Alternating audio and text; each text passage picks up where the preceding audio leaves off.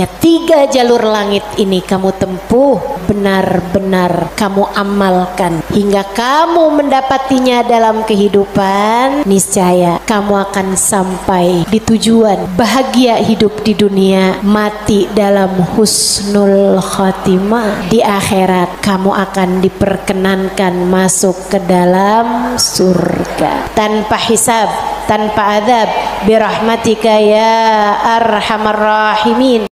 Assalamualaikum warahmatullahi wabarakatuh. Alhamdulillah, wassalatu wassalamu ala rasulillah Muhammad ibn Abdullah wa ala alihi wa sahbihi wa man wala. Subhanaka la ilma lana illa ma 'allamtana innaka antal alimul hakim. Rabbi syrah li sadri wa yassir li amri wahlul 'uqdatan min lisani yafqahu qawli, amma ba'du. Baik, sebelum kita mulai, kita akan baca niat belajar bersama-sama. Mudah-mudahan ilmunya nanti sekali lagi jadi ilmu yang manfaat buat kita sekalian. Bismillahirrahmanirrahim. Nawaitu ta'allum wa ta'lim wan naf'a wal intifa' wal mudzakarah wat tadhkir wal ifadah wal istifadah wal hidza 'ala tamassuk bi kitabillah wa sunnati rasulillah sallallahu alaihi wa alihi wasallam wa du'a ilal huda والدلالة على الخير ابتغاء مرضاته وقربه وثوابه وحسن الخاتمة مع اللطف والعافية وصلاح العاقبة برحمتك يا أرحم الراحمين. La hadratin Nabi Muhammad sallallahu alaihi wasallam wa alihi washabihi azwaji wa dzurriyyati wa ahli baiti wasallim wa jamil anbiya wal mursalin wal kulli ajma'in. Anna Allah yaghfir lahum wa yarhamuhum wa ya'li darajatihim fil jannah wa yanfa'una barakatihim wa asrarihim wa anwarihim wa ulumihim wa nafaatihim fid din wa dunya wal akhirah. Al-Fatihah, baca bersama-sama. A'udzu billahi minasyaitonir rajim. Bismillahirrahmanirrahim. Alhamdulillahi rabbil alamin. Arrahmanir rahim. Maliki yaumiddin. Iyyaka na'budu wa iyyaka nasta'in. Ihdinas siratal mustaqim. Siratal ladzina an'amta 'alaihim ghairil maghdubi 'alaihim waladdallin. Amin. Taqabbalallah minna wa minkum, taqabbal ya karim. Peta kebahagiaan hidup dunia membawamu kepada kebahagiaan hidup akhirat. Peta untuk membuatmu kenal kepada Sang Pencipta. Jalan hidup yang dapat membawamu menuju surga. Ini namanya jalur langit. Yang paling rugi yang gak mau ngikutin peta ini. Yang paling sukses yang jalan hidupnya mengikuti peta ini, mengikuti jalur langit ini. Karenanya adik-adik, ibu-ibu, saudariku sekalian yang saya muliakan, izinkan saya di kajian pada siang hari ini menyampaikan padamu tentang bagaimana cara kita menempuh perjalanan menuju Allah Subhanahu wa ta'ala lewat jalur langitnya. Biar gak sumpek hidupmu di dunia, biar matimu husnul khotimah, biar di akhirat nanti dapat masuk surga. Bukankah itu yang kamu mau? Bukankah itu yang kamu inginkan? Adik-adik, bukankah itu adalah cita-citamu? Betul? bahagia di dunia, mati husnul khotimah, di akhirat masuk surga. Adakah keinginan lebih tinggi daripada itu? Adakah cita-cita lebih mulia daripada itu? Enggak ada. Mesti menempuh jalur langitnya, karena surga adanya di langit. Karena segala kebaikan-kebaikan turun dari alam langitnya Allah Subhanahu wa taala menuju ke alam dunia ini. Saat kamu rasa dadamu sesak di dunia, maka naiklah ke atas dan menengadahlah. Maka dada langit siap untuk merengkuhmu, menjadikan sesakmu tak lagi bernilai apa-apa.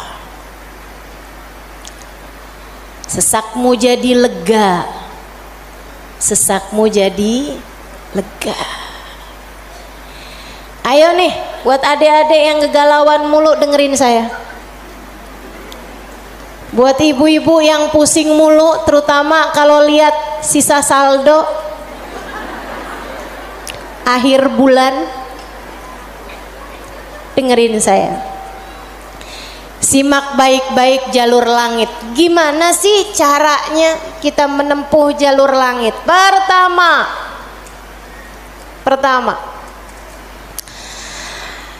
apa aja jalur langit yang bisa kita tempuh? Pertama, sholat. Itu adalah jalur langit yang jangan sampai pernah kamu tinggalkan. Sayyidina Muhammad Al-Bagir berkata kepada putranya Sayyidina Ja'far As-Sadiq, "Ya bunai, ittasil billah." Wahai anakku, senantiasalah terkoneksi dengan Allah, senantiasalah tempuh jalur langit menyampaikanmu kepada Allah Subhanahu wa taala. Seringlah terkoneksi sama Allah. Anaknya bertanya, "Kaifa attasil bih ya walidi?" Bagaimana caraku untuk selalu terkoneksi dengan Allah? Bagaimana caraku berkomunikasi sama Allah? Bagaimana caraku menempuh jalur langit? Ayahandanya berkata, kalau kamu ingin kamu berbicara dengan Allah, sholatlah. Kalau kamu ingin Allah berbicara kepadamu, bacalah Al-Quran. Jadi cara pertama tersambung sama Allah adalah sholat. Jangan tinggal sholat. Jangan tinggal sholat meski siapapun yang mengatakannya. Misalnya ada orang gelarnya apa kek, profesor, doktor, belakang namanya juga ada banyak. Ada banyak gelar-gelar SAG, sarjana alam gaib. Misalnya gitu. Tapi sebenarnya apa SAG itu ya? Sarjana agama. Oh, maafkan saya ya. Saudaraku sekalian yang saya muliakan, sepanjang apapun gelar yang dimiliki seseorang, kalau dia sampai mengatakan misalnya sholat, itu sudah tidak relevan lagi di zaman sekarang. Agama ini semakin maju. Karenanya makna sholat bukan seperti yang disampaikan para ulama. Misalnya dia ngomong begitu, sholat itu tujuannya mengingat Allah, aqimis sholata lidzikri. Kamu kalau udah bisa ingat Allah nggak pakai sholat, ya itu udah cukup sebagai sholat. Nah nih, hati-hati ucapan-ucapan yang tidak bertanggung jawab semacam ini. Sholat itu kewajiban dari Allah. Allah yang punya jalur langit, Allah yang tahu bagaimana cara tersambung dengan Allah Subhanahu wa taala. Dan dia yang telah menamakan sholat sebagai sholat dari kata-kata wasala yasilu silatan, yang artinya adalah hubungan, tersambung. Orang yang punya sholat, menjaga sholatnya, dia akan senantiasa tersambung dengan Allah. Dia adalah orang-orang yang menjaga jalur langit, komunikasi langitnya tetap tersambungkan. Jagain sholat, Dek, jagain. Tapi saya belum bisa khusyuk Ustazah. Nggak apa-apa. Saya masalahnya kalau sholat suka ngelambiar pikiran kemana-mana Ustazah. Sama. Saya juga. Sama. Tapi nggak apa-apa. Jangan pernah tinggal sholat. Imam Ghazali bahkan menyebutkan salah satu penyebab kematian dalam su'ul khatimah, salah satu penyebab iman tercabut dari dalam hati di saat kematian datang, naudzubillah min dzalik, nomor 1 tarkus shalah, meninggalkan salat. Tiang agama kita. Siapa yang salatnya benar, ibadahnya benar. Siapa yang ibadahnya benar, hidupnya benar. Siapa yang hidupnya benar, bakalan matinya benar. Siapa yang matinya benar, di akhirat dapat kehidupan yang menyenangkan. Karenanya mesti, harus, nomor 1 kamu benahi dalam hidupmu, jangan tinggal sholat. Sesibuk apapun kamu, sholat jangan tinggal, Dek. Sedang mengerjakan aktivitas penting semacam apapun, sholat jangan pernah tinggal, Bu. Jangan pernah tinggal sholat. Sebab orang kalau lagi ninggal sholat, bukan hanya karena dia nggak mau sholat, tapi karena dia tidak diizinkan Allah untuk menghadap kepadanya, telah diputuskan jalur antara dia dengan Allah Subhanahu wa taala. Naudzubillah min dzalik, jalur langit telah terputus darinya. Itu kayak punya HP tapi nggak ada sinyal, nggak bisa dibikin apa-apa HP-nya. Punya HP nggak ada sinyalnya, Bu, nggak ada kartunya, mau dipakai apaan? Mau dipakai ngulek sambel? Ya kan enggak gitu. Karenanya teman-teman sekalian, sholat jangan tinggal. Kamu kalau dibikin sama Allah dalam hidup nggak ngerjain sholat, kamu perlu menangisi hal tersebut. Kenapa gitu?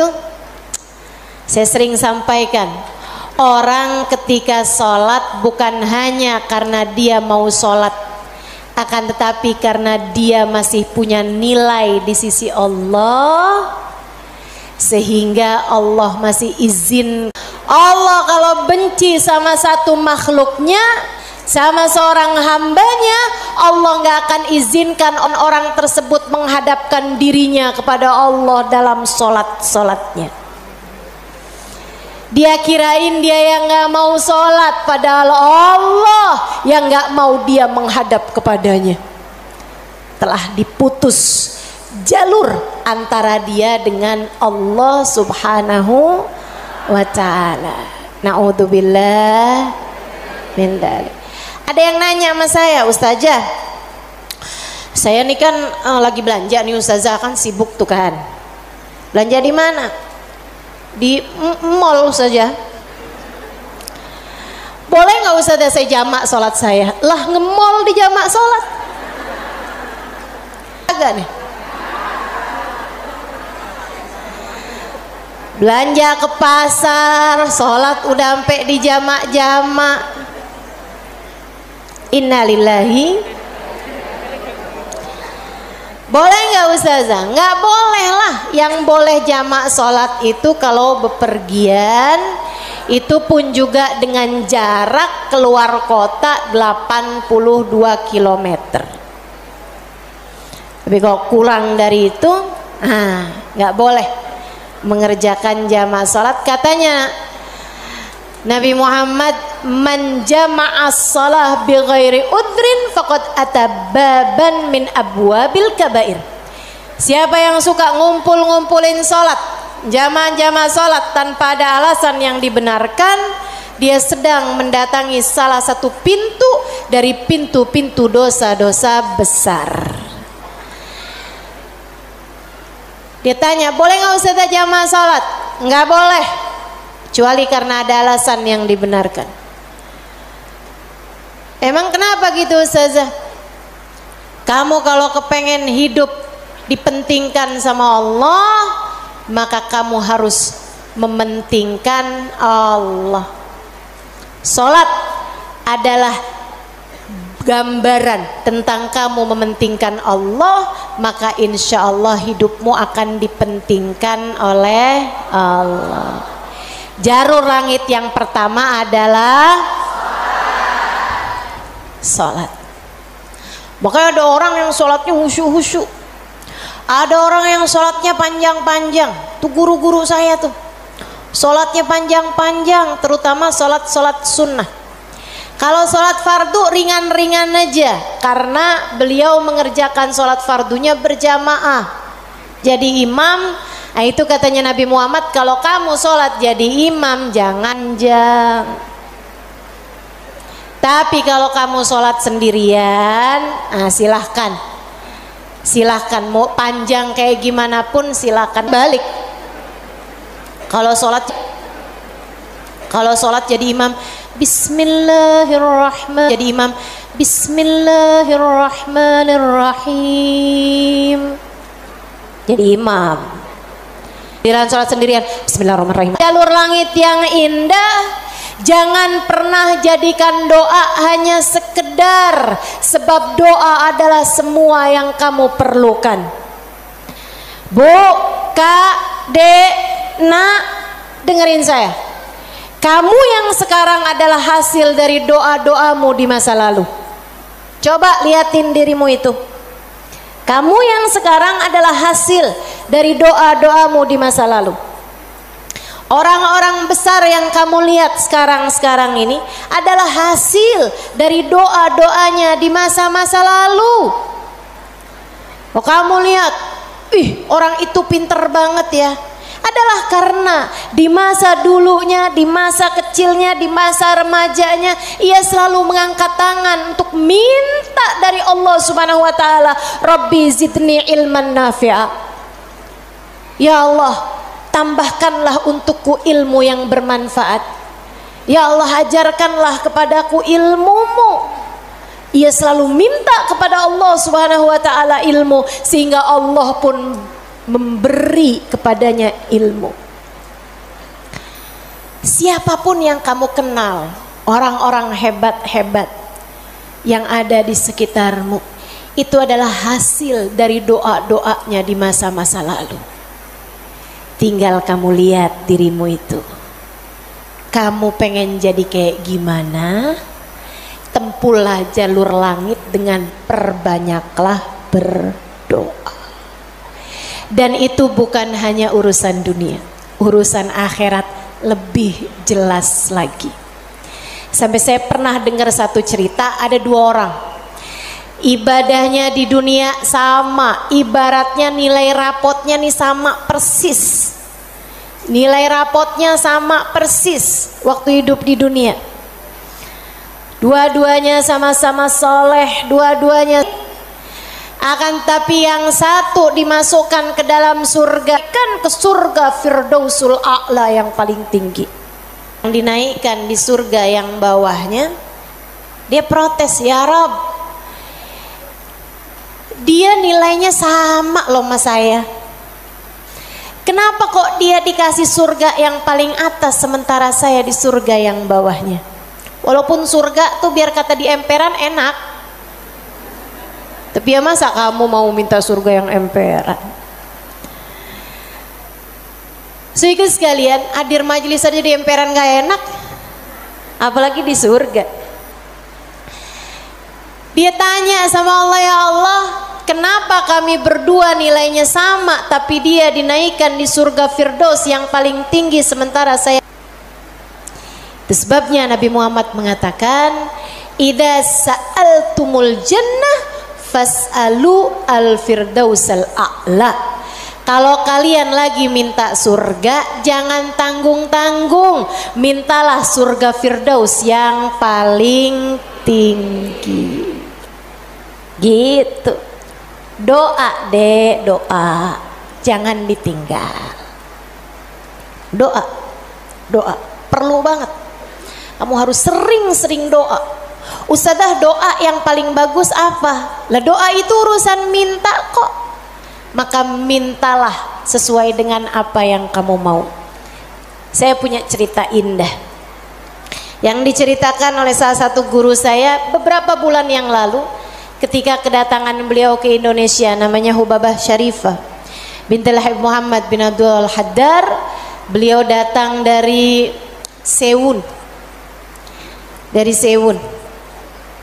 Hadramaut, Yaman. Saya menjadi penterjemah beliau kala itu, jadi saya ingat betul kisahnya. Salah satu dari kisah yang beliau ceritakan, kata beliau, ada seorang ibu-ibu datang kepada ayahanda saya. Ayahandanya seorang ulama terkemuka, namanya Habib Muhammad bin Abdul Al-Haddar, guru dari guru saya, guru dari guru-guru saya, sekaligus ayah dari guru-guru saya. Ayahandanya Hubabah Syarifah, ayahandanya Hubabah Nur, ayahanda Hubabah Maryam. Habib Muhammad bin Abdullah Al-Haddar, pemilik Ribat Bayda di kota Bayda, Yaman sana itu. Sehingga sekalian, beliau seorang pendakwah, seorang yang mustajabud dakwah, yang doanya mustajab. Satu waktu ada seorang ibu datang dalam keadaan menangis terisak-isak kepada ayahandanya di saat Hubabah Syarifah sedang ada di sisi ayahandanya. Ibu tersebut bilang, Habib, tolong doakan anak saya, Bib. Anak saya bandel sekali, Bib. Saya susah banget. Ajakin dia sholat susah, ajakin dia kerjain kebaikan susah. Anaknya bandel, nggak mau denger apa kata saya. Tolong saya, Bib, doakan anak saya, apa yang harus saya lakukan? Beliau kemudian berkata, Bu, ibu kepengen anak ibu jadi anak yang soleh. Iya, Bib, pengen banget, banget, Bib. Ibu, doa seorang ibu untuk anaknya setara doa Nabi bagi umatnya. Maka doamu untuk anakmu lebih mustajab daripada doa siapapun untuk anakmu. Saya bisa bantu kamu buat doa, mintakan kepada Allah Subhanahu wa taala, akan tetapi doamu tentu lebih mustajab daripada doa saya untuk anakmu. Ibu dengerin, Bu. Jadi gimana saya, Bib? Ibu bangun di waktu malam, ibu tahajud beberapa rakaat, kemudian seperti kamu menangis di hadapan saya untuk minta anakmu didoakan oleh saya, menangis pulalah di hadapan Allah. Sampaikan kepada Allah apa yang kamu sampaikan kepadaku atau apa yang ingin agar saya sampaikan kepada Allah tentang anakmu, sampaikan pula itu kepada Allah Subhanahu wa taala. Baik Bib, pulang dikerjain. Nah itu perempuan kalau solehah gitu tuh, kalau dengar kebaikan sami'na, saya dengar kemudian saya patuhi. Ini yang dengar di sini juga insya Allah seperti itu. Apa yang didapat pada hari ini semoga dapat diamalkan. Yang pertama tadi jangan tinggal. Yang kedua tadi barusan ini perbanyak jalur langit. Dia pun mengerjakannya, bangun di waktu malam nangis, ya Allah tolong liatin anak saya, kesianin anak saya ya Allah, solehkan dia ya Allah. Tolong pandang anak saya dengan pandangan kasih sayangmu ya Allah. Saya nggak ngerti cara melakukannya ya Allah. Seperti mana engkau telah menjadikan anak dari hamba-hambamu yang soleh salehah. Kau jaga mereka, jaga pula lah anakku ya Allah. Jauhkan dari segala dosa-dosa, jauhkan dari segala kejahatan-kejahatan. Tolong jaga anak saya ya Allah. Terus didoain anaknya, didoain anaknya, doain anaknya. Malam demi malam, malam demi malam. Dan Bu, Kak, Dek, Nak, doa itu bukan instan. Doa itu tidak seperti kamu nyeplok telur sekarang mateng sekarang, enggak gitu. Enggak gitu. Doa itu Allah mau lihat kesungguhan hatimu dalam meminta. Perlu waktu yang sering kali tidak sebentar. Sebab Allah mau melihat kesungguh-sungguhanmu. Karenanya kalau doamu belum diijabah, jangan menyerah. Dek, kalau doamu belum diijabah, jangan nyerah. Kamu masih sangat mungkin untuk diijabah doamu selagi kamu tidak berhenti berdoa. Ingat-ingat ucapan saya. Kamu masih sangat mungkin untuk diijabah doamu itu selagi kamu tidak berhenti berdoa. Doa terus. Kata Hubabah Syarifah, setahun, 2 tahun, 3 tahun, 4 tahun, 5 tahun, 6 tahun. Kemudian anak yang dulu pernah membuat ibunya menangis karena kenakalan anak tersebut, karena ketidaksolehan anak tersebut, sekarang telah menjadi seorang anak yang dapat membuat ibunya tersenyum bangga. Di usia-usia hampir 20-an tahun, anak tersebut menjadi anak paling soleh di kampungnya, hafal Al-Quran 30 juz dengan 7 bacaannya, qiraatus sab'ah. Anak yang jauh dari kenakalan-kenakalan remaja, anak yang dekat dengan para ulama, anak yang mengetahui banyak ilmu agama, anak yang menjadi sangat soleh, idaman semua para orang-orang tua. Jangan nyerah, jangan nyerah. Jika kehidupan membuatmu tersungkur, itu adalah waktumu untuk membenamkan dirimu dalam sujud-sujud panjang kepasrahan. Kemudian kamu langitkan doa hingga Allah mengijabah doa-doamu itu. Saya ulangi. Jika badai kehidupan membuatmu jatuh tersungkur, itu adalah saat yang tepat untukmu membenamkan wajahmu dalam sujud-sujud kepasrahan. Kemudian kamu langitkan doa-doamu, berbisik di bumi, namun suaramu didengar hingga ke arsy. Saat itulah Allah akan mengijabah doamu itu. Jangan pernah berhenti berdoa. Jangan remehkan doa. Jangan remehkan doa. Saya, Dek, pernah muda juga kayak kamu. Ya masa lahir langsung gede gini. Sewaktu saya remaja, masuk umur 12 tahun, 13 tahun, sebelum balik bahkan saya udah berada di pondok pesantren. Jadi saya itu nggak pernah ngalamin masa belum berjilbab sebelum balik. Maksudnya ketika balik tuh saya udah mulain berjilbab. Alhamdulillah, nikmat dari Allah Subhanahu wa taala. Adik-adik saudaraku sekalian, saat saya kecil, saya ada di pondok-pondok pesantren, saya mulai kenal ustadz-ustadz, ustadzah-ustadzah, ulama-ulama yang membuat saya jatuh cinta dengan ilmu agama. Alhamdulillah, Allah kasih rasa dalam diri saya keinginan untuk selalu belajar. Saya punya keingintahuan yang banyak terhadap urusan ilmu. Jadinya saya seneng banget belajar.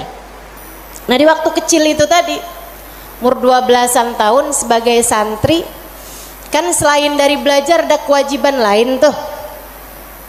Nyuci baju,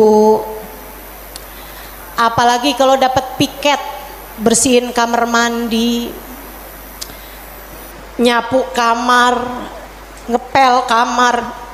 Itu saya sangat tersiksa sekali, sebab saya ini adalah pemalas. Jadinya karena saya pemalas urusan bebersih dan saya mendadak rajin ketika urusannya belajar. Saya seneng belajar, saya seneng tahu, saya suka mikir. Saya tuh kalau lagi baca kitab gitu seneng banget. Saya kalau lagi belajar gitu seneng banget. Apalagi kalau ustadzanya yang nyampein ilmu dengan cara-cara yang sangat saya sukai gitu, ngasih tahu hal-hal yang nggak ada di dalam kitab gitu. Saya bisa melongo dengerin, seneng banget. Jadinya di masa-masa kecil itu kalau saya lagi dengerin kajian, kalau saya lagi baca kitab, saya suka doa, ya Allah, jangan pernah pisahkan saya dari ilmu. Ya Allah, jangan pernah jauhkan saya dari kitab-kitab pengetahuan yang mendekatkan saya padamu. Umur 12 tahun, 13 tahun, doa saya semacam itu. Ayo nih adik-adik yang umur 16 tahun, ya Allah kenapa kok saya nggak pernah ada yang nembak ya?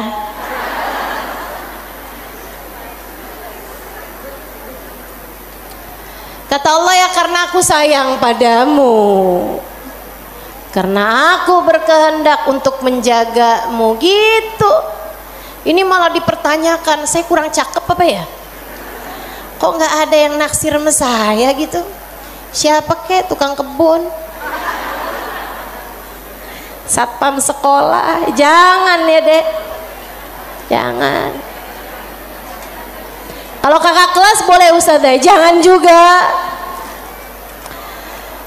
Jangan pacaran.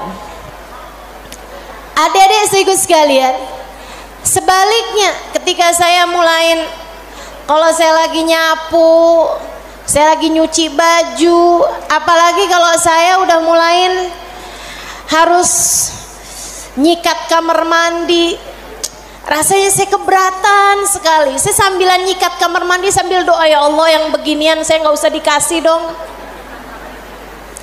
Ya Allah selamatkan saya dari hal-hal yang semacam ini. Alhamdulillah, alhamdulillah. Saya habisnya itu juga mondok-mondok pesantren, tapi bisa dihitung dengan jari waktu waktunya di mana saya harus nyuci baju, di mana saya harus ngepel, di mana harus nyapu gitu. Kayak alhamdulillah, saya punya banyak orang-orang yang mau mengerjakannya buat saya. Alhamdulillah. Allah bakal kasih. Kata Allah Subhanahu wa taala, "Ud'uni astajib lakum." Mintalah kepadaku, niscaya akan aku ijabah. Minta, doa, jangan berhenti berdoa. Ayo adik-adik, kamu punya panjang masa depan insyaallah. Umurmu mudah-mudahan masih tersisa panjang insyaallah. Jangan sesali dengan di masa tua kamu enggak dikasih hal-hal besar dalam kehidupan karena kamu tidak pernah memintanya kepada Allah. Minta, ya Allah, pandanglah aku dengan pandangan kasih sayang-Mu. Ya Allah, seperti mana Engkau menjaga hamba-hamba-Mu yang soleh-solehah, tolong jaga saya juga ya Allah. Dek, minta sama Allah. Saya serius berkata padamu, dengarkan saya. Saya menyampaikan nasihat sebagai orang tua kepadamu, Dek, kepadamu nak. Minta sama Allah, yang dekat sama Allah. Karena kalau kamu merasa, kok saya punya orang tua nggak terlalu sayang ya sama saya, kamu tahu nggak? Kenapa dalam hidup kamu seringkali merasa bahwa orang tuamu nggak cukup sayang sama kamu, guru-gurumu sepertinya nggak sayang sama kamu. Saya kasih tahu, saat Allah membuat hatimu patah dari berharap kepada manusia, itu adalah cara Allah untuk mengenalkan kasih sayangnya yang tak terbatas padamu. Dekatilah Allah. Orang lain mungkin merasa bosan denganmu, tapi Allah tidak. Allah tidak. Allah tidak akan bosan denganmu kecuali jika kamu yang bosan dengannya. Allah tak akan meninggalkanmu kecuali jika kamu yang meninggalkan Allah. Maka atas nama cinta saya sampaikan padamu, Dek, dengerin saya. Bu, dengerin saya. Atas nama cinta saya sampaikan padamu, jangan pernah tinggal Allah. Yang dekat sama Allah, mintalah terus kepada Allah. Mintalah terus kepada Allah. Minta pandangan kasih sayangnya tertuju padamu.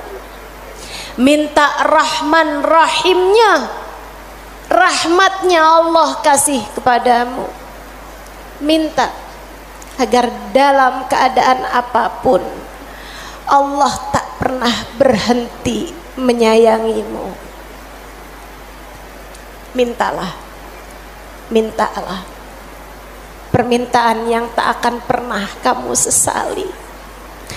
Nggak usah minta, ya Allah, jangan biarkan orang tua saya meninggalkan saya. Nggak usah. Kamu Bu, jangan minta, ya Allah, jangan biarkan hati suami saya berpaling dari saya. Kamu mau minta juga terserah. Tapi yang saya sampaikan padamu adalah bahwa hal yang semacam itu bisa kamu syukuri, bisa pula kamu sesali. Akan tetapi kalau kamu tidak ditinggalkan oleh Allah, sampai kapanpun tidak akan pernah kamu sesali, insya Allah. Jadi jalur langit yang harus kamu tempuh, yang pertama adalah, yang kedua adalah, yang ketiga adalah cinta kepada baginda Nabi besar Muhammad. dan semua orang-orang yang menyampaikanmu kepada jalur langit. Jangan putus hubungan dengan orang-orang soleh, dengan para ulama Allah subhanahu wa ta'ala. Saya akan sampaikan 5 menit lagi, kemudian kita akan segera akhiri majelis ini. Saudaraku sekalian yang saya muliakan, yang pertama jangan tinggal sholat, yang kedua jangan tinggal doa. Jalur langit yang ketiga yang harus saya sampaikan padamu adalah milikilah guru yang dapat menyampaikanmu kepada Allah. Milikilah jalur langit yang dapat menyampaikanmu kepada Allah. Cintai orang-orang soleh di atasmu hingga mereka menyampaikanmu kepada Nabi Muhammad. Kemudian Nabi Muhammad menyampaikanmu kepada Allah. Beliaulah tali Allah subhanahu wa ta'ala.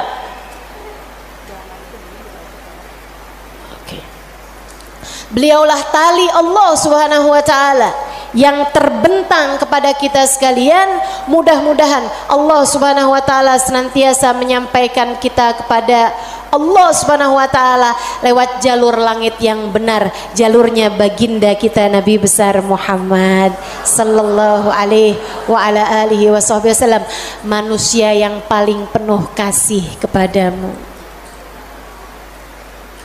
Andai kamu tahu seperti apa sayangnya Nabi Muhammad kepadamu, niscaya air matamu akan senantiasa meleleh karena rindu padanya.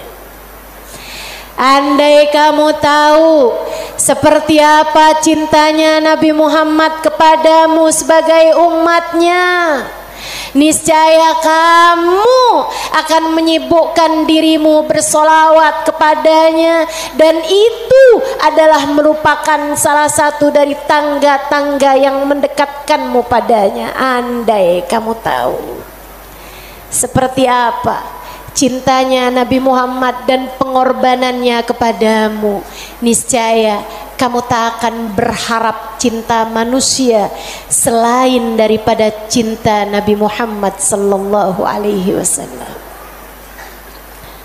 Maka 3 jalur langit ini kalau kamu tempuh, kamu tidak akan pernah tersesat jalan. Kamu akan sampai di tujuan. Peta kehidupannya menjadi terbaca dan kamu akan melangkah tanpa keraguan. Jika 3 jalur langit ini kamu tempuh, dari sholat tidak ada yang kamu tinggal, dan kamu tambahi dengan ibadah-ibadah sholat sunnah pula, terutamanya di keheningan malam, di sepertiga malam yang terakhir.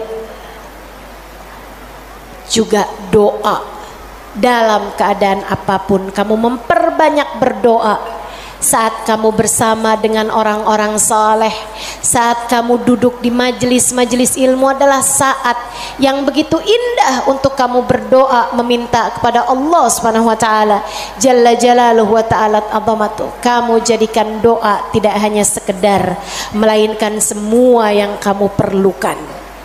Kemudian besar cintamu kepada baginda Nabi besar Muhammad sallallahu alaihi wasallam, maka itulah 3 dari rahasia jalur langit yang dapat saya sampaikan kepadamu. Jika ketiganya benar-benar kamu amalkan hingga kamu mendapatinya dalam kehidupan, niscaya kamu akan sampai di tujuan, bahagia hidup di dunia, mati dalam husnul khatimah.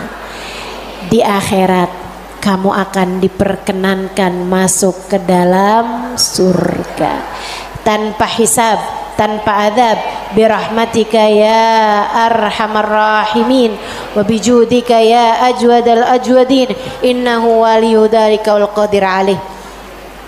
Kita akan baca doa nih ya, baru saja saya diberitahu oleh panitia bahwa doa maulidnya belum dibaca. Kita akan baca doa maulidnya sambil kita memohon kepada Allah Semoga Allah Subhanahu wa taala mendekatkan kita dengannya insyaallah, dan mendekatkan kita dengan baginda kita Nabi besar Muhammad sallallahu alaihi wasallam. Allahumma salli wa sallim wa barik alaihi wa ala alihi sallallahu alaihi. Alhamdulillahi Rabbil Alamin. Allahumma salli wa sallim ala Sayyidina Muhammadin wa ala alihi wa sahbihi ajma'in. Amin. Wa laqad ashartu lin'ati man awsafuhu tuhyil quluba tuhayyijul asjana. Amin. Wallahu qad adna alayhi fama yusawil qawlu minna wa yakunu tanana. Amin. Lakinna hubban bisarairi qad alimati safwati rabbina wa ahadana. Amin. وإذ امتزجنا بالمودة ها هنا نرفع أيدي فقرنا ورجانا بالواحد الأحد العلي إلهنا متوسلين بمن إليه دعانا مختاره وحبيبه وصفيه زين الوجود به الإله حبانا يا ربنا يا ربنا يا ربنا بالمصطفى اقبلنا أجب دعوانا أنت لنا يا دخرنا في هذه الدنيا وفي أخرانا أصلح لنا الأحوال واغفر ذنبنا ولا تؤاخذ ربي إن أخطأنا واسلك بنا في نهج طه المصطفى ثبت على قدم الحبيب خطانا أرنا بفضل منك طلعة أحمد في بهجة عين الرضا ترعانا واربط به في كل حال حبلنا وحبال من ود ومن والانا المحسنين ومن أجاب نداءنا وذوي الحقوق وطالبا أوصانا والحاضرين وسعيا في جمعنا ها نحن بين يديك أنت ترانا ولقد رجوناك فحقق سؤلنا واسمع بفضلك يا سميع دعانا وانصر بنا سنة طه في بقاء الأرض واجمع كل من عادانا وانظر إلينا واسكنا كأس الهنا واشفي وعاف عاجلا مرضانا واقض لنا الحاجات. Silakan sebutkan hajat masing-masing. Assalamualaikum warahmatullahi wabarakatuh.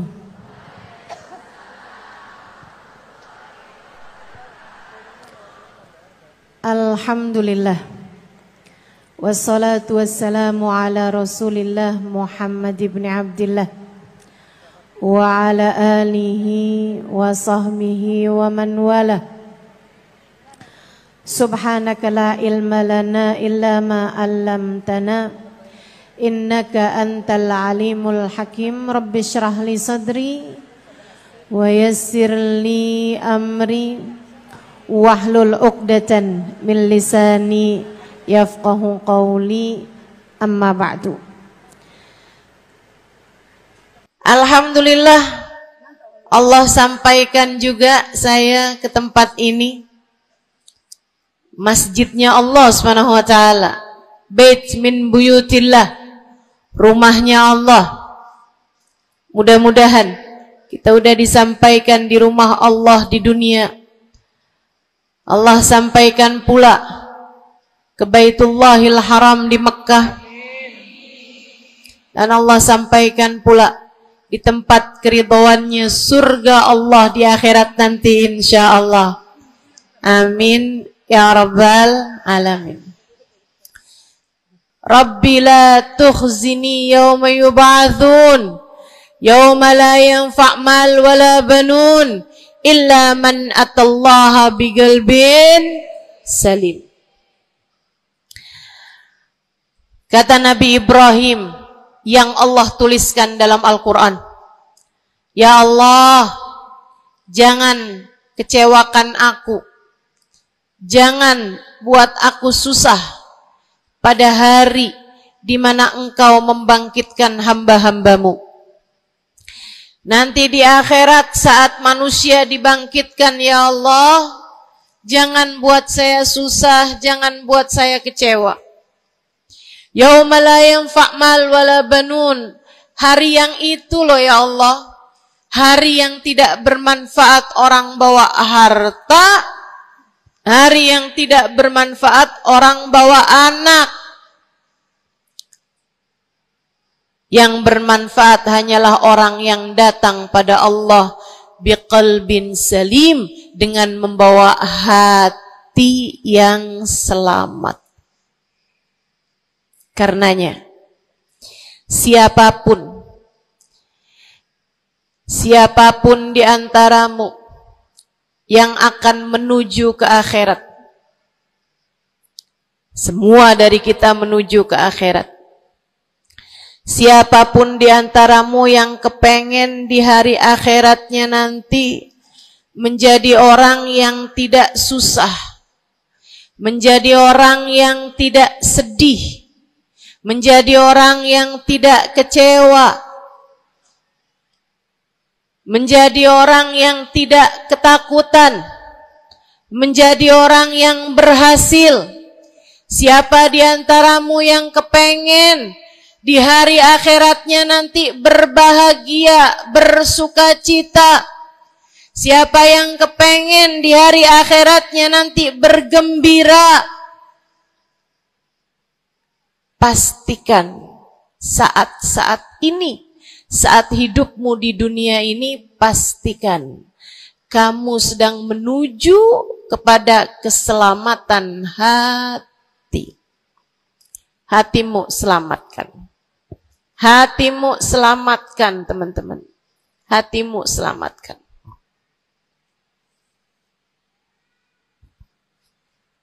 Semoga Allah karuniakan kepada kita selamatnya hati, insya Allah. Amin.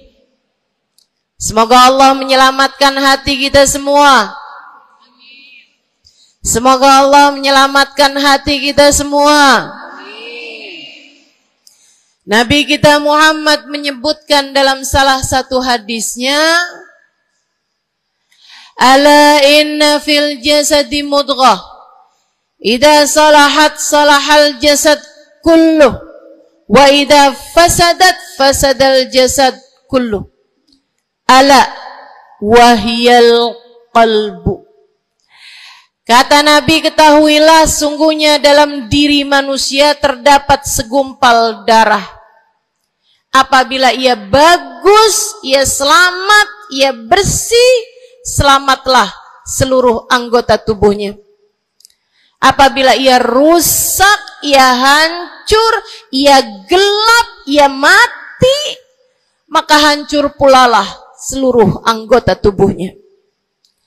Ala wahiyal qalbu, ketahuilah segumpal darah tersebut bernama hati. Maka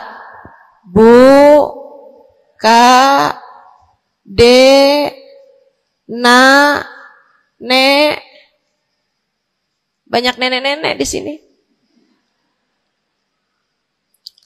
Saya sampaikan padamu pesan dari hati saya yang terdalam. Berhati-hatilah dengan hati. Yang hati-hati sama hati, apa yang ada di dalamnya? Coba silahkan kamu pikirkan nih, kondisi hati saya nih kayak apa. Kita kalau badan lebih gampang ngerasainnya. Saya kalau ditanya, Ustazah lagi sakit? Iya.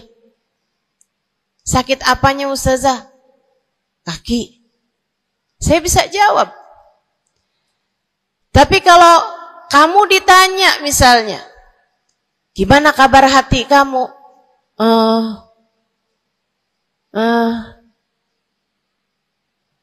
Gimana kabar hatimu? Sehatkah? Sakitkah? Atau bahkan sakaratul maut? Hatimu bercahayakah? Gelapkah? Atau bahkan mati? Bagaimana kabar hatimu, teman-teman? Bagaimana kabar hatimu? Innallaha la yanzur, kata Nabi Muhammad dalam hadis yang lain. Innallaha la yanzur ila suwarikum wala ila absyarikum, walakin yanzur ila qulubikum. Sungguhnya Allah tidak melihat kepada badan kalian, Allah tidak melihat kepada warna kulit kalian. Allah nggak peduli hidung kamu mancung ataukah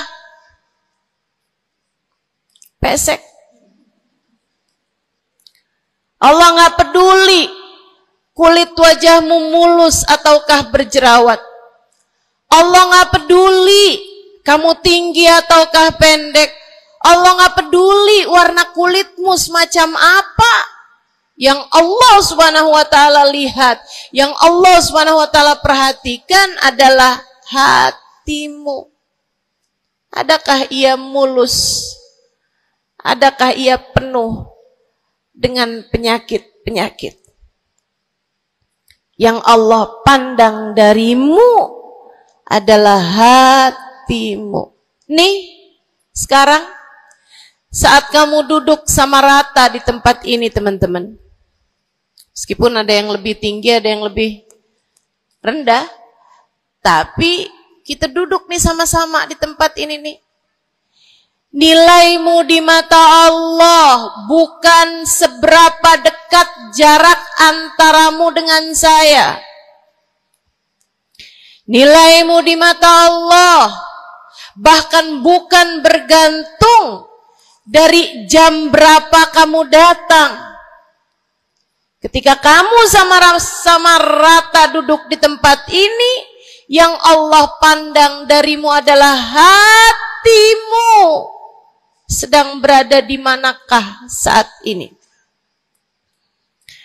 Yang duduk di tempat ini sembari mikirin ntar pulang enaknya makan apa ya?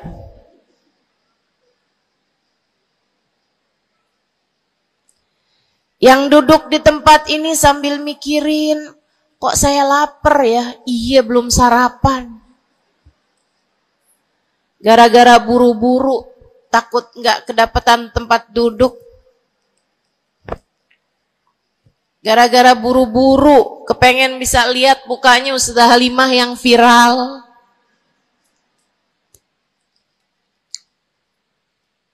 Hatimu. Allah melihat darimu, nilaimu di hadapan Allah. Nilaimu di hadapan Allah saat ini bukan bergantung dari seberapa awal kamu datang, bukan bergantung pada hal-hal yang lainnya, akan tetapi yang Allah lihat darimu adalah hatimu. Adakah Allah di dalamnya? Adakah Allah di dalamnya? Adakah Allah di dalamnya? Pun demikian dengan kamu saat sholat, pun demikian saat kamu sedang sedekah. Semuanya masalah hati, teman-teman. Semua masalah hati. Kata guru saya Sayyidil Habib Umar bin Hafid, al-madar kullal madar fi salahil gulub. Urusan segala urusan, sumber segala macam urusan, dasar segala macam urusan ada pada bagusnya hati. Kalau udah hatinya bagus, bagus semuanya.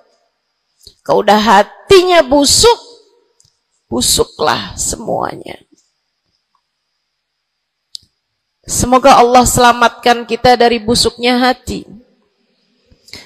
Semoga Allah selamatkan kita dari busuknya hati. Amin ya rabbal alamin.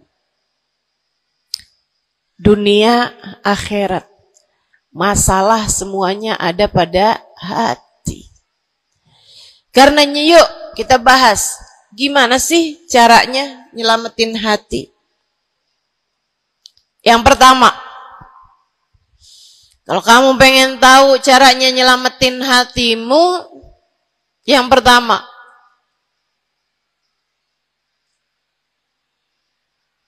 bersihkan sampah-sampahnya.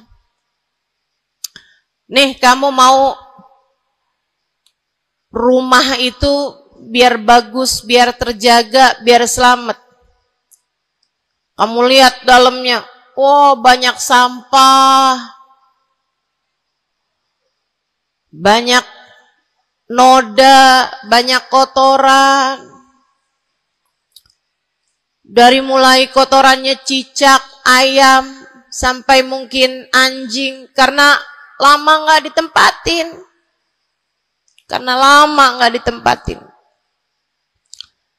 Ada banyak di antara kita yang kondisi hatinya semacam itu.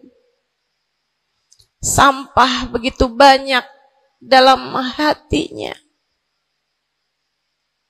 Ada banyak di antara kita umat Islam yang kondisi hatinya semacam itu. Begitu banyak sampah di dalam hatinya tersebut. Semoga Allah selamatkan semuanya. Amin. Maka hal pertama, kalau kamu kepengen punya hati yang selamat, yang nomor satu adalah bersihkan hatimu dari semua sampahnya, keluarin. Apa sampahnya hati? Dosa-dosa yang telah kamu lakukan. Idza aznabal abd nakat fi qalbihi nuqtah sauda. Kata baginda kita Nabi besar Muhammad, idza adnabal abad, ketika seorang hamba mengerjakan dosa, tertorehlah di dalam hatinya satu titik hitam. Sampahnya hati. Kamu tiap kali bikin dosa, dosa apa aja? Bukan hanya dosa besar, zina, bukan hanya dosa besar, minum minuman keras atau narkoba, bukan hanya dosa besar, judi atau riba, bukan hanya dosa-dosa besar. Kalau itu titik hitam yang sangat besar tertoreh di dalam hatimu itu.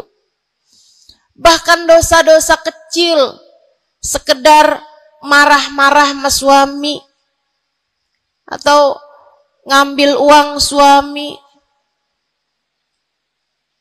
Gimana? Pernah? Rezeki istri solehah ustazah. Lagi mau nyuci, kelihatan. Alhamdulillah. Emang haram ya ustazah? Ya haram, bukan punya kamu. Kan katanya ada hak istri dalam harta suami. Iya betul kalau dia kasih. Kalau dia kasih, kalau nggak kasih, nggak halal juga.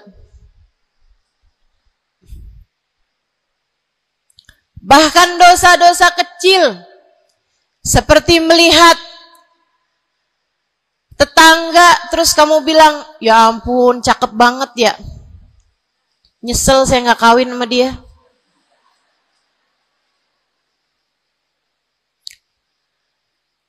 Dosa. Seperti memandang seseorang dengan pandangan menghina. Seperti membicarakan aib orang lain. Setiap kali kamu berbuat dosa, apapun bentuk dosanya, satu titik hitam tertoreh di dalam hatimu itu. Ini istighfar wa tab. Musih. Kalau dia beristighfar, kalau dia bertaubat, dihapuslah titik hitam tersebut. Wa illa, kalau enggak, ya tetap aja ada. Kamu bikin dosa lagi, bikin dosa lagi, bikin dosa lagi, bikin dosa lagi. Enggak pernah istighfar, enggak pernah memperbaiki diri. Aurat tidak kamu tutup dengan baik. Sehingga akhirnya setiap kali kamu keluar dilihat oleh laki-laki yang bukan mahrammu. Satu titik hitam, satu titik hitam, satu titik hitam. Sampai terkadang hati seseorang dipenuhi dengan titik-titik hitam. Hatinya menjadi legam. Hatinya menjadi penuh dengan titik-titik hitam. Semakin bertambah lagi, semakin bertambah lagi, jadilah karat. Jadilah karat. Kalau udah jadi karat, na'udzubillah. Ini yang Allah sebutkan di dalam Al-Quran. Kata Allah, kalla, a'udzubillahi minasyaitonirrajim, kalla, bal rana ala qulubihim bima kanu yaksibun, kalla, innahum an rabbihim yawma idin lamahjubun. Kalla, kata Allah, balran, ada ran, ada karat di dalam hati mereka, tersebab dosa yang menumpuk tanpa pernah dimohonkan ampunan. Kalla innahum an rabbihim yawma idin lamahjubun. Orang kalau hidup bawa karat hasilnya apa? Orang kalau hidup bawa karatnya hati hasilnya apa ya Allah? Kalla innahum an rabbihim yawma idin lamahjubun. Orang yang hatinya punya karat, pada hari tersebut ia akan terhalang dari Allah Tuhannya. Guru saya Sayyidil Habib Umar bin Hafid menyampaikan tafsir mengenai ayat ini. Kata Habib Umar bin Hafid, tidak mati dengan membawa iman. Orang yang hatinya penuh dengan karat, apabila datang ajal menjemput, iman tercerabut dari dalam hatinya, hingga ia pun mati, keluar dari atas muka bumi ini dengan tanpa membawa iman Islam. Dia keluar dari atas muka bumi ini bukan sebagai hamba Allah, bukan sebagai umat Nabi besar Muhammad sallallahu alaihi wa ala alihi wasallam. Dia meninggal dunia dalam keadaan su'ul khatimah. Na'udzubillah min dzalik. Jangan biarkan karat memenuhi hatimu. Jangan biarkan hatimu, dosa-dosa yang telah kamu lakukan menjadi berkarat dalam hatimu itu. Saya kesian sama kamu. Nggak apa-apa. Hidup terus-terusan ngontrak, nggak apa-apa. Hidup nggak pernah punya kendaraan sendiri, nggak apa-apa. Nggak pernah punya HP yang canggih, nggak apa-apa. Saya hidup di atas muka bumi ini, nggak pernah ada yang datang melamar saya. Jadinya sampai di usia di atas 30-an tahun, saya masih menjomblo, Ustazah. Nggak apa-apa. Ustazah, saya udah menikah 10 tahun, belum ada anak juga, Ustazah. Nggak apa-apa. Ustazah, suami saya kawin lagi, Ustazah. Nggak apa-apa.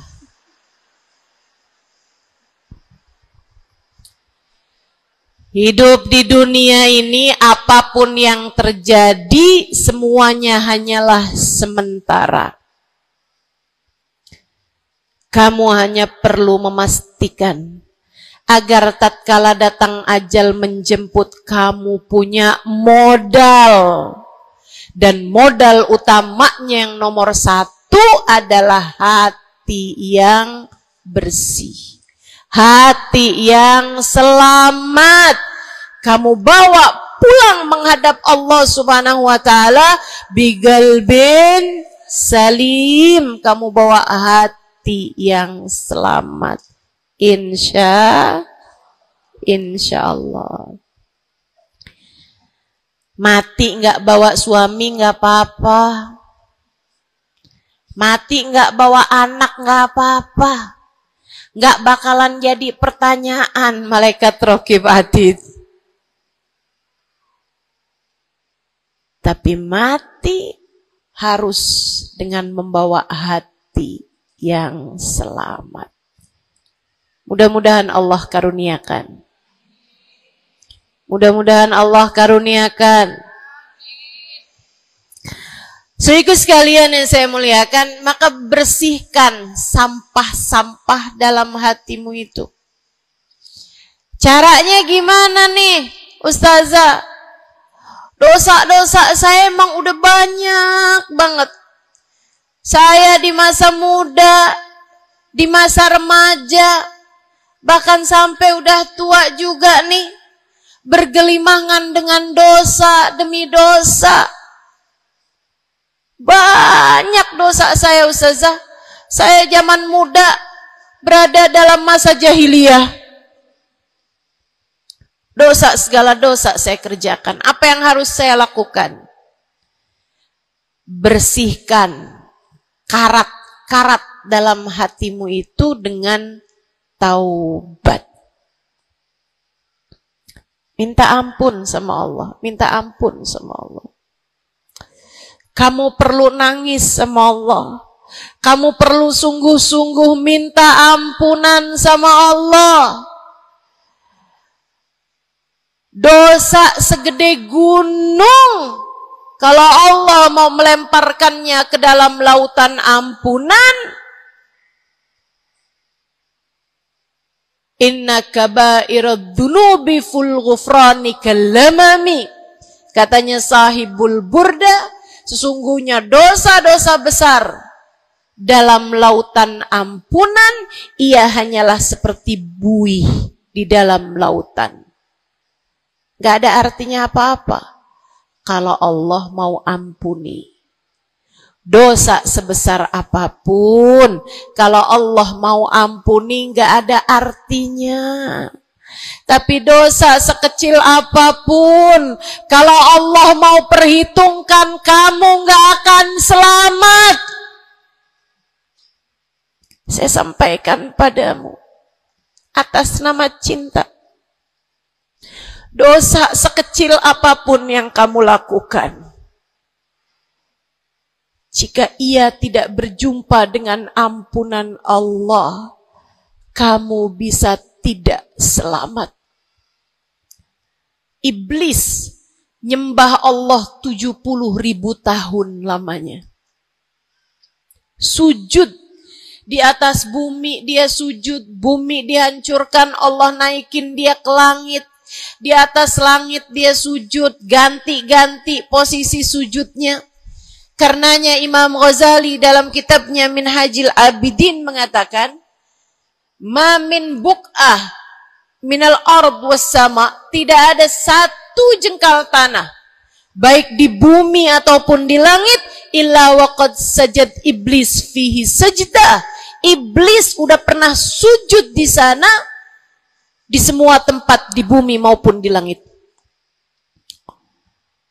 Paling banyak ibadahnya ternyata bukan seorang wali. Paling banyak ibadahnya ternyata bukan seorang nabi. Kalau hitung-hitungan panjang-panjangan ibadah, ibadahnya iblis lebih panjang daripada siapapun dari makhluknya Allah Subhanahu wa ta'ala yang pernah tinggal di bumi ini. Akan tetapi dia nggak nurut. Iblis ibadah 70.000 tahun, nggak nurut sekali doang, sekali aja. Wa idh qulna lil malaikati isjudu li Adam fasajadu illa iblis. Ketika kami memerintahkan seluruh makhluk yang ada di langit, seluruh malaikat kami perintahkan, wahai malaikat-malaikatku, sujudlah kalian kepada Adam. Fasajadu, Mereka semuanya sujud. Illa iblis. Kecuali iblis doang. Tantang, petenteng gak mau sujud. Allah tanya, ma manaka antas judali adama id amartuk. Iblis, apa yang bikin kamu gak mau sujud kepada Adam? Padahal aku yang telah memerintahkanmu. Bukankah kamu selama ini sujud di bumi, di langit untuk menyembahku? Sekarang aku perintahkan padamu untuk sujud. Kenapa kamu gak mau sujud padanya? Iblis gak bilang, ya Allah, kan perintahnya tadi malaikat. Saya kan bukan malaikat ya Allah. Gak gitu. Gak gitu. Saudariku sekalian yang saya muliakan, bahkan iblis gak bilang, males ya Allah saya sujud, lagi bisulan, misal. Enggak gitu juga. Makanya orang yang meninggalkan taat karena malas, karena bodoh misalnya, itu lebih dimaklumi teman-teman daripada yang kayak iblis ini nih. Ketika ditanya apa yang membuatmu gak mau sujud, wahai iblis, kepada Adam, iblis dengan pongahnya, dengan sombongnya mengatakan, ana khairun minhu, saya lebih baik daripada Adam. Khalaqtani min nar wa khalaqtahu min tin. Saya berasal dari api, sementara Adam berasal dari tanah. Tanah diinjak-injak ya Allah, sementara api begitu hebatnya. Fahbit minha fa innaka rajim. Kata Allah, kita yang taat sama dosa sama-sama baik.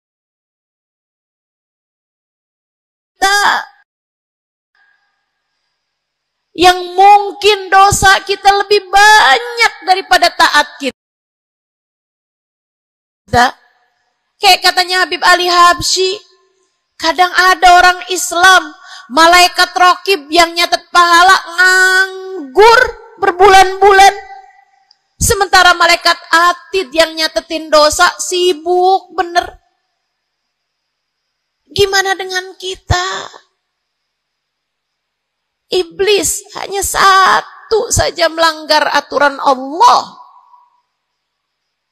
Allah kemudian mewahyukan padanya, keluar kamu wahai iblis dari surgaku.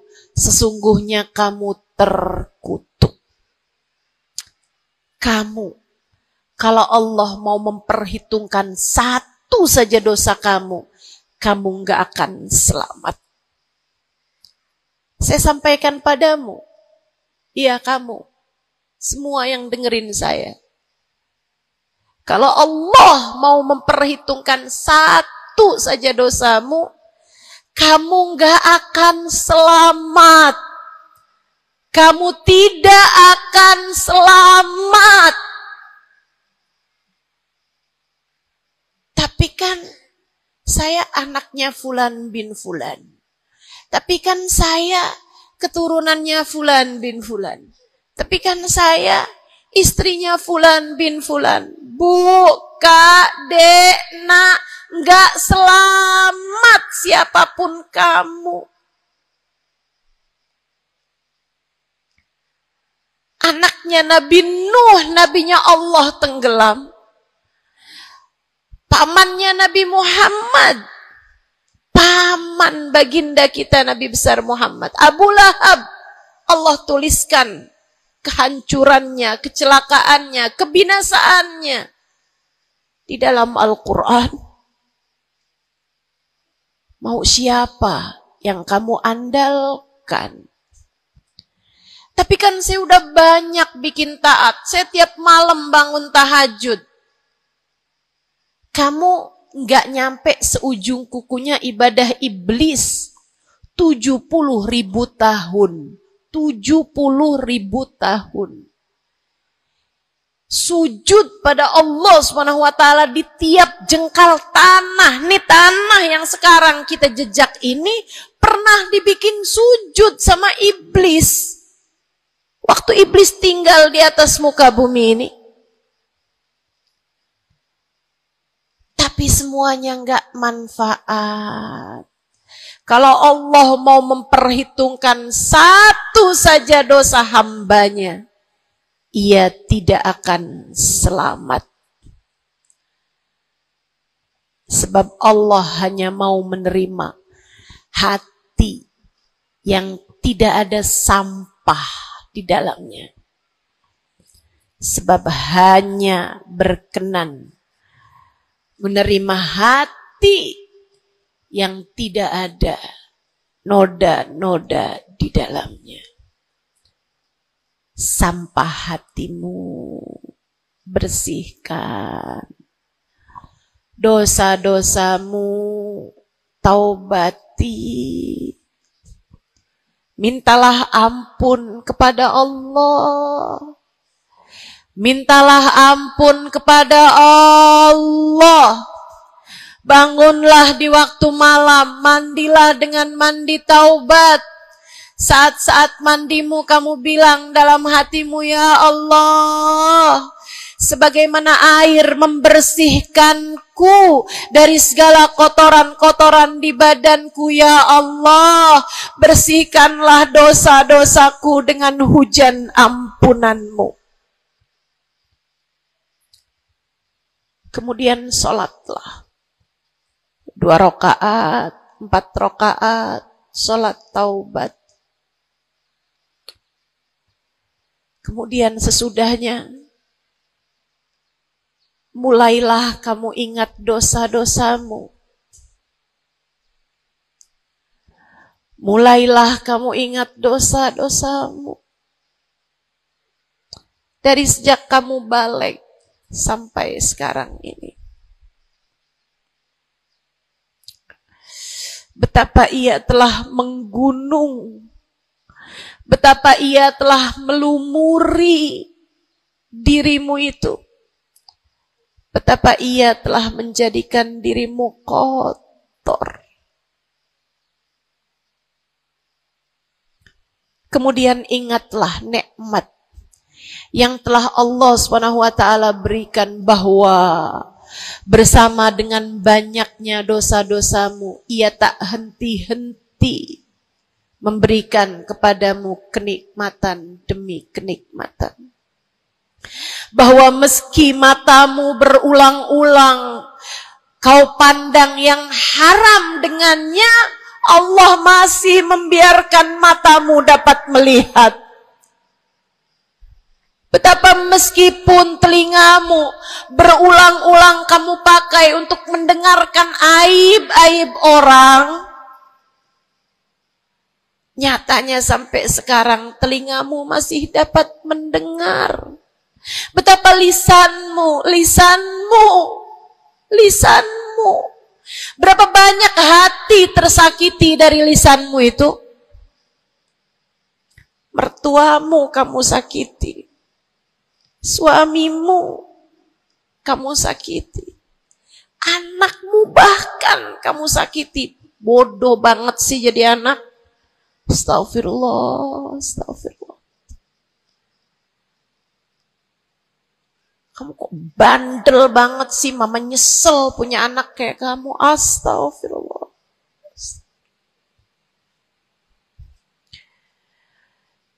Betapa lisanmu menyakiti hati tetanggamu, saudara-saudarimu, sahabat-sahabatmu, orang-orang di sekelilingmu, merasakan gangguan dari lisanmu itu, tersakiti dari lisanmu itu. Tapi meskipun entah sudah berapa banyak dosa tercatat dari lisanmu, Allah masih tetap membiarkan lisanmu dapat berbicara sampai saat ini. Nikmat tak henti-henti Allah berikan kepadamu, bukan? Betapa durhakanya diri kita. Namun betapa penuh rahmatnya Allah kepada kita. Betapa berlumurannya kita dengan dosa-dosa. Namun betapa Allah bersama dengan segala dosa-dosa yang kita lakukan, tak henti-hentinya membanjiri kita dengan kenikmatan. Wa in ta'uddu ni'matallahi la tuhsuha. Kalau kamu mau hitung nikmatnya Allah, kamu tak akan pernah mampu menghitungnya. Sesudah kamu ingat-ingat dosamu, kamu ingat nikmat Allah kepadamu, kamu ucapkan seperti ucapan baginda Nabi Muhammad.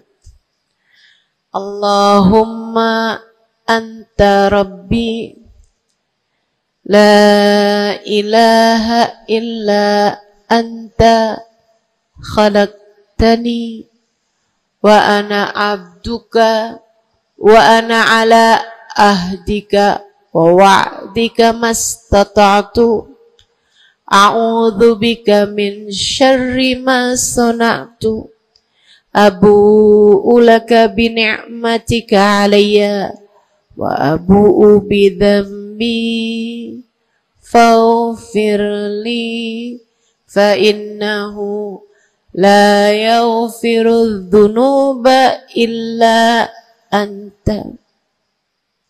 Ya Allah, Engkau adalah Tuhanku. Tak ada Tuhan kecuali Engkau. Aku adalah hamba-Mu yang Kau perintahkan buat taat, yang Kau perintahkan untuk menepati janji semampuku. Ya Allah, aku berlindung dari buruknya perbuatan yang telah aku lakukan. Begitu buruk, begitu jelek dosa yang telah aku perbuat padamu, ya Allah. Abu'u laka bi ni'matika 'alayya. Ya Allah, Engkau selalu datang padaku dengan berbagai macam kenikmatan-kenikmatan. Wa abu'u bidzambi, sementara aku selalu datang padamu dengan dosa demi dosa. Faghfirli, ampunilah aku ya Allah. Fa innahu la yaghfiru dzunuba illa anta. Bukankah tak ada yang dapat mengampuni dosaku selain Engkau ya Allah. Minta ampun sama Allah. Minta ampun sama Allah. Yang serius, menangislah di hadapannya. Menangislah di hadapannya. Dalam keheningan malam saat tiada sesiapapun yang melihatmu. Jauhkan dulu apapun yang dapat membuatmu kehilangan konsentrasi. Jangan lagi khusyuk-khusyuk, begitu tiba-tiba kedengaran suara Shopee.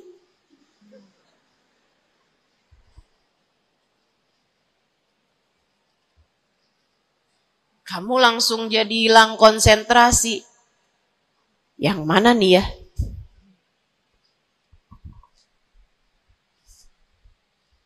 Bismillah. Kalau kamu pengen punya hati yang selamat, nomor 1 adalah taubat. Taubatan nasuha. Taubat yang sungguh-sungguh.